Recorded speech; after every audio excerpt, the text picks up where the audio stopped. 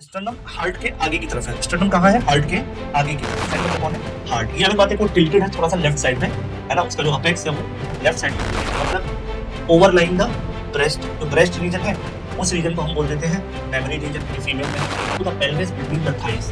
ठीक है, तो ये आपको रीजन कहाँ मिलेगा? The diamond shaped area between the thighs. मान लीजिए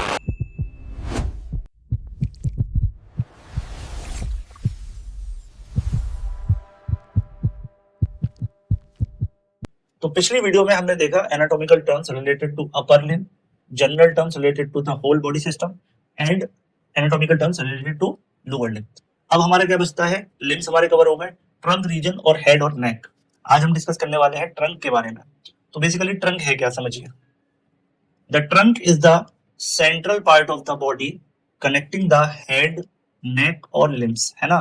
तो आपके जो ये जैसे ये बॉडी है, यहाँ पे मैं बना देता हूँ, ठीक है, इससे ये आपके लोअर लिम्ब अटैच हो गए, ठीक है, ये आपका अपर लिम्ब अटैच हो गया, ये आपकी नेक हो गई और ये आपका हेड हो गया, ठीक है। अब यहाँ पे डायफ्राम जैसा एक स्ट्रक्चर होता है जिसकी वजह से इस टोटल एरिया को तो ट्रंक बोलते हैं, लेकिन इस एरिया को हम बोलते हैं थोरेक्स, ठीक है, और इसको बोलते हैं एब्डोमेन, और इन दोनों को कलेक्टिवली हम बोलते हैं क्या? ट्रंक। एब्डोमेन के लोअर पोर्शन को हम बोलते हैं पेल्विस, ठीक है, लोअर पोर्शन को, लोअर एब्डोमेन के जहां पर जेनिटल्स होते हैं उस एरिया को पेल्विस रीजन बोलते हैं। तो ये टर्म आपको कंफ्यूज नहीं होना। और पेरिनियम बेसिकली हम उस रीजन को बोलते हैं जो डायमंड शेप्ड एरिया होता है बिटवीन द टू थाइज, जहां पर एक्चुअल में जेनिटल्स होते हैं, उसको हम बोलते हैं पेरिनियम, ठीक है। तो टॉप टू बॉटम अगर आप ट्रंक को देखेंगे तो इसमें ऊपर वाले हिस्सा थोरिक्स है, फिर एब्डोमेन है, फिर लोअर एब्डोमेन का पेल्विस, और बिल्कुल एक कंस्ट्रक्टेड एरिया जो होता है बिटवीन द टू थाइज जो पीछे तक जाता है एनस तक, उस एरिया को हम बोलते हैं perineum. It houses most vital organ, हमारे जितने भी वाइटल ऑर्गन है जैसे हार्ट और लंग्स कहाँ मिलेंगे? थोरेक्स में। स्टमक, इंटेस्टाइन, ये सब कहाँ मिलेगा? एब्डोमेन में। किडनी और यूरिनरी ब्लैडर ये कहाँ मिलेगा? पेल्विक रीजन में, ठीक है। और टेस्टिस बेसिकली, पेनिस और एक्सटर्नल जेनिटल्स ऑफ फीमेल ये कहाँ मिलेंगे? पेरिनियम रीजन में, ठीक है। इट इज सब divided into several reasons and described using the anatomical terms, ठीक है। तो हमें पता चल गया कि ट्रंक को हमने 4 मेन डिविजन्स में बांटा है। अब देखते हैं डिवीजन के बाद मेन एक्चुअल में उस एरिया में हमें कौन कौन से सब रीजन पता चलते हैं। तो पहला जो हमने टर्म को बांटा वो था थोरेक्स, जिसको जनरल भाषा में क्या कहते हैं हम? Chest region. इसमें क्या आ जाता है आपके? एंटीरियर चेस्ट वॉल आ जाती है, लेटरल थोरेसिक वॉल आ जाती है, आपकी बैक आ जाती है, जिसको पोस्टीरियर थोरेसिक वॉल भी बोल सकते हैं। तो जब हम इस रीजन की स्टडी करते हैं तो इससे related muscle, artery, vein, nerve, lymphatic सब देखेंगे। It contains heart, lungs, great vessels. Great vessels में क्या आ जाती है? Pulmonary artery, pulmonary vein, inferior vena cava, superior vena cava, aorta, ये सारे के सारे ऑर्गन यहीं पर है। फिर आता है आपका एब्डोमेन। दूसरा रीजन कौन सा है? एब्डोमेन। एब्डोमेन में क्या आता है? एपिगैस्ट्रिक रीजन, है ना, अम्लाइकल, हाइपोगैस्ट्रिक। टोटल हम एब्डोमेन को जब पढ़ेंगे डिटेल में, एब्डोमेन की एनाटॉमी पढ़ेंगे, है ना, ग्रॉस एनाटॉमी, रीजनल एनाटॉमी अलग अलग पढ़ेंगे जब, तब हम पढ़ेंगे कि उसमें ऐसे करके रीजन्स में बांटा गया उसको, ठीक है। आपके एब्डोमेन को हर एक क्वाड्रेंट में कुछ कुछ बताया गया है। तो एब्डोमिनल रीजन को 9 रीजन बांटा गया है। ये एब्डोमेन वाले एनाटॉमी वाले टॉपिक में डिटेल में पढ़ेंगे, अभी हम केवल जनरल समझ रहे हैं, ठीक है। It contains digestive organs like stomach, liver और इंटेस्टाइन। पेल्विस। पेल्विस क्या है? पेल्विस को हम ग्रेटर या फॉल्स या लेसर या ट्रू पेल्विस, ठीक है। तो जब हम एब्डोमेन की स्टडी करेंगे डिटेल में, तभी पेल्विक टॉपिक में हमें समझ में आएगा कि ग्रेटर पेल्विस या लेसर पेल्विस में एक्चुअल में क्या क्या डिफरेंस है। हमें रीजन के बाद अगर ऑर्गन समझना है तो यहाँ पे यूरिनरी ब्लैडर मेन ऑर्गन है, रेक्टम है, और जितने भी रिप्रोडक्टिव ऑर्गन है जैसे टेस्टिस है, ओवरी है, इन सब की जो लोकेशन है वो इसी रीजन में। Perineum, area below the pelvic diaphragm, है ना, पेल्विक रीजन से नीचे वाला एरिया, इसमें क्या मिलता है आपका? एनस या एनल कैनाल और एक्सटर्नल जेनेटिलिया। बैक या डॉर्सम। बैक, हमारी पूरी कंप्लीट बैक में क्या क्या जाता है? वर्टिब्रल कॉलम है ना, वर्टिब्रल रीजन है, स्कैपुलर रीजन है, लंबर और सैक्रल वर्टिब्रे, ये सारे के सारे रीजन के रिलेटेड स्ट्रक्चर आ जाते हैं। और it houses the vertebral column, ठीक है। यहाँ पर क्या है आपका? वर्टिब्रल कॉलम है। वर्टिब्रल कॉलम के अंदर क्या है? स्पाइनल कॉर्ड को ये प्रोटेक्ट करता है, और हमारे बैक की सारी जितनी भी बड़ी मसल्स हैं जो हमारे पोस्चर को मेंटेन कराती है, वो सारी मसल्स आ जाती है, ठीक है।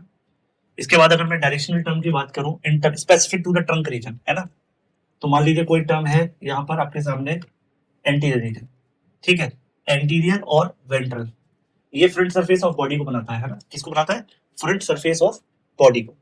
तो मान लीजिए कोई और बोन है, जैसे आपने बोन का नाम सुना होगा स्टर्नम, ठीक है, स्टर्नम। अगर मैं स्टर्नम को यहाँ देखता हूं तो स्टर्नम अगर मेरी सेंटर में है तो उसकी पोजीशन क्या है? स्टर्नम हार्ट के आगे की तरफ है। स्टर्नम कहाँ है? हार्ट के आगे की तरफ।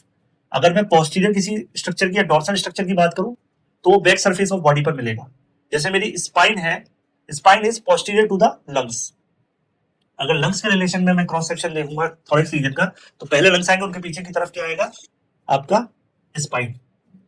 ऐसे ही सुपीरियर या क्रेनियल, आपको पता है हेड की तरफ और इंफीरियर उसका उल्टा होता है, मतलब टुवर्ड्स द लोअर एंड। यानी मैं थोरेक्स की बात करूं तो थोरेक्स एब्डोमेन के ऊपर की तरफ है, और पेल्विस की बात करूं तो ये इंफीरियर टू द एब्डोमेन है। ऐसे ही मीडियल या लेटरल वर्ड आता है तो आपको पता है स्टर्नम दिमाग में आ रहा है, it is medial to our nipples. और अगर लेटरल की बात करूं तो axilla is lateral to sternum, है ना। एक्सिला ये जो साइड्स होती हैं उनको बोलते हैं एक्सिला, है ना। सुपरफिशियल डीप आपको पता ही है, अगर बॉडी के सरफेस पर यानी स्किन पे कोई चीज है बिल्कुल स्किन के पीछे, जस्ट स्किन के नीचे, तो उसको हम बोलते हैं सुपरफिशियल।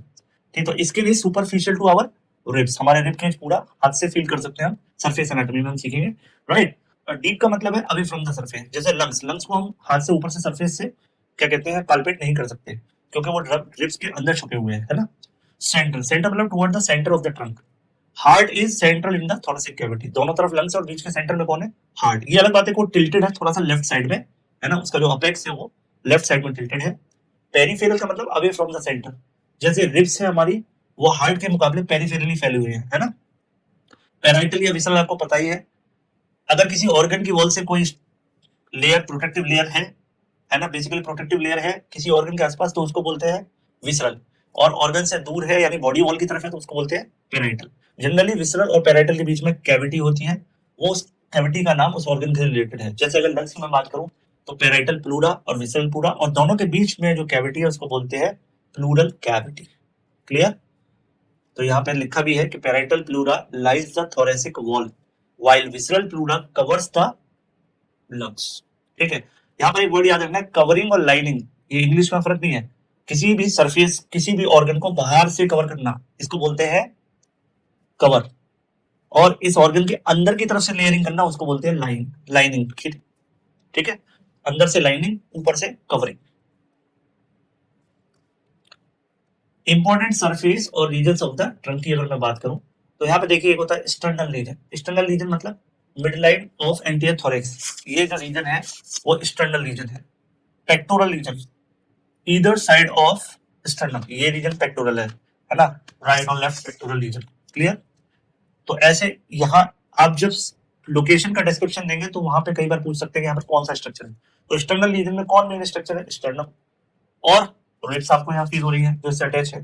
पेक्टोरल रीजन में कौन सी है? मेन है पेक्टोरलिस मसल, या फीमेल के केस में ब्रेस्ट।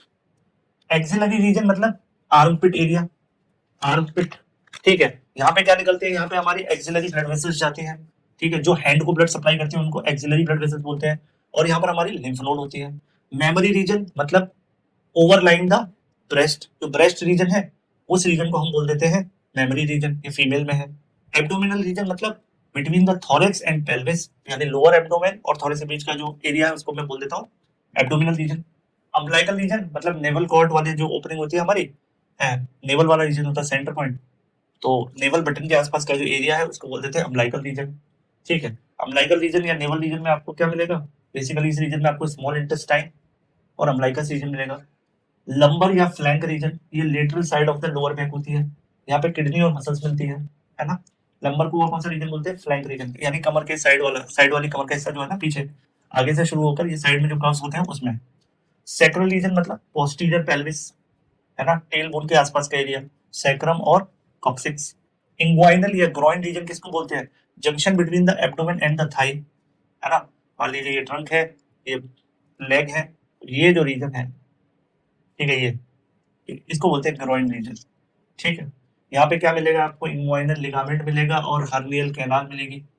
ठीक, इसके बाद है perineal region, below the pelvis between the thighs. ठीक है, तो ये आपको रीजन कहाँ मिलेगा?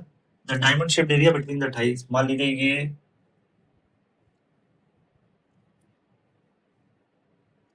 बटोक रीजन है, इसके बाद ये नी बेंड हो गए, ये रीजन और ये। तो आप लिथोटोमी पोजीशन में जब पेशेंट को देखते हैं तो ये जो डायमंड शेप एरिया है जहां पर एनस है और जेनाइटल्स है मेल फीमेल, उस एरिया को हम बोलते हैं basically perineal region. Vertebral region मतलब midline of the back, तो वर्टिब्रल कॉलम को जिसको हम बाहर से पल्पेट कर सकते हैं, उस मिड लाइन में अगर कोई दिक्कत है तो आप उसको लिखेंगे बोर्ड रिपोर्ट में कि it is affecting the vertebral region, यानी मिड लाइन में कोई इफेक्ट आ रखा है। ठीक, तो पेरिनियल रीजन में और आपको क्लियर हो गया, it is a diamond shaped area between the two thighs, लेकिन किस पोजीशन में, लिथोटोमी पोजीशन में। ठीक है, special anatomical terms used for the trunk, जैसे थोरेसिक कैविटी। थोरेसिक कैविटी क्या है? Cavity with in the chest region. Abdominal cavity below the diaphragm, जो पूरा जिसमें सारे ऑर्गन्स हैं हमारे डाइजेस्टिव सिस्टम के, वो abdominal cavity. Pelvic cavity below the abdominal cavity, जिसमें बेसिकली आपका यूरिनोजेनिटल सिस्टम है। कौन सा? Urinogenital system. फिर आपका डायफ्राम, डायफ्राम क्या है? मस्कुलर पार्टीशन है between thorax and abdomen. Abdomino pelvic cavity, ठीक है, combined cavity below the diaphragm, ठीक है, जिसमें एब्डोमेन भी कवर होगा और पेल्विक कैविटी भी। प्लूरल कैविटी क्या है? ये आपके लंग्स के आसपास जो प्रोटेक्टिव कवरिंग है, पैराइटल प्लूरा और विसरल प्लूरा, उनके बीच की कैविटी है। पेरिटोनियल कैविटी क्या है? जो आपकी एब्डोमिनल ऑर्गन्स हैं उनके ऊपर जो डबल मेम्ब्रेनस स्ट्रक्चर है, डबल लेयर्ड स्ट्रक्चर, उसको बोलते हैं पेरिटोनियल कैविटी। रेट्रोपेरिटोनियल स्पेस कौन सा है? जो भी ऑर्गन्स पेरिटोनियम के आसपास कवर, पेरिटोनियम से कवर नहीं होते, उनसे बैक साइड वाला स्ट्रक्चर, जैसे किडनी है, पेंक्रियास है, अओर्टा का कुछ पार्ट है, ये जो तीनों स्ट्रक्चर है, और भी स्ट्रक्चर है, ड्यूोडेनम भी है, ड्यूोडेनम का कुछ पार्ट है, ठीक है, ये पेरिटोनियम से बाहर होती है। इसलिए एनाटॉमी की जब बुक आप पढ़ते हैं तो लिखते हैं कि kidney is a retroperitoneal structure, it means it is not surrounded by peritoneum from all the sides. Clear? अब बात करते हैं हम मूवमेंट से रिलेटेड टू द ट्रंक। ठीक है, ट्रंक में आपको बेसिकली क्या देखने को मिलता है? फ्लेक्शन, तो फिर एक्सटेंशन भी देखने को मिलेगा, लेटरल फ्लेक्शन, थर्ड नंबर पे रोटेशन और सर्कमडक्शन। तो ये एक इंपॉर्टेंट बात है कि अभी हमने अपर लिम्ब लोअर लिम्ब में देखा था, रोटेशन वर्ड नहीं आया था, लेकिन यहाँ ट्रंक में हम देख रहे हैं कि रोटेशन और सर्कमडक्शन दोनों चीजें पॉसिबल हैं। तो सबसे पहले देखते हैं फ्लेक्शन। फ्लेक्शन कहाँ देखने को मिलता है? लंबर और थोरेसिक स्पाइन में। बेंडिंग फॉरवर्ड, हम आगे की तरफ अगर खड़े होकर अपने पैर के अंगूठे को छूने की कोशिश करें तो कहाँ कहाँ पर फ्लेक्शन होगा? लंबर स्पाइन में और थोरेसिक स्पाइन में। Example, touching the toes. Extension, अब हम नॉर्मल खड़े और पीछे की तरफ हो जाए, है ना, अपने कमर के पीछे हाथ लगा के पीछे की तरफ जाएंगे, तो बेंडिंग बैकवर्ड वाला जो मूवमेंट होगा, जिसमें हमारी बैक में एक आर्च बन जाएगी, उसको हम बोलेंगे extension at the back. Lateral flexion मतलब स्पाइन पे होगा, ये पूरी की पूरी स्पाइन पे एक साइड में झुक जाना, बेंडिंग ऑन ये लेटरल, राइट साइड और लेफ्ट साइड, है ना, दोनों कुछ भी हो सकते हैं, यानी bending on each side is called as lateral flexion. Rotation, turning around vertical axis, मैं अब ऐसे बैठे बैठे ही अगर पीछे मुड़ जाऊं तो ये सब क्या है? Rotation. Clear? Twisting the trunk left और राइट, इधर जाना उधर जाना, ठीक है। Circumduction, trunk as a whole, इसमें फिर से कंबाइंड मूवमेंट है, ये फ्लेक्शन, एक्सटेंशन, लेटरल रोटेशन, और ये फ्लेक्शन भी होगा, एक्सटेंशन भी होगा, लेटरल रोटेशन होगा, जिसका कंबाइंड होगा रोटेशन। तो इसका मतलब क्या है? Rotating the upper body in a circular motion as in torso warm up. ठीक है, खड़े होकर जब हम एक्सरसाइज करते हैं तेज तेज हम इसको रोटेट करते हैं, तो उस केस में हमें यहाँ पे क्या देखने को मिलता है? रोटेशन, है ना। ट्विस्टिंग करें एक साइड तो ये रोटेशन है, ठीक है, और हम पूरी की पूरी अपर बॉडी को ऐसे ऐसे ऐसे घुमाएं, ठीक है, ऐसे ऐसे करके घूमते रहिए, ऐसे ऐसे, ये मूवमेंट जो होता है अपर बॉडी का पैरों पे खड़े होकर वार्म अप करते समय, उसको हम बोलते हैं सर्कमडक्शन। ठीक है, नेक्स्ट वीडियो में हम देखेंगे anatomical terms related to head, neck and face.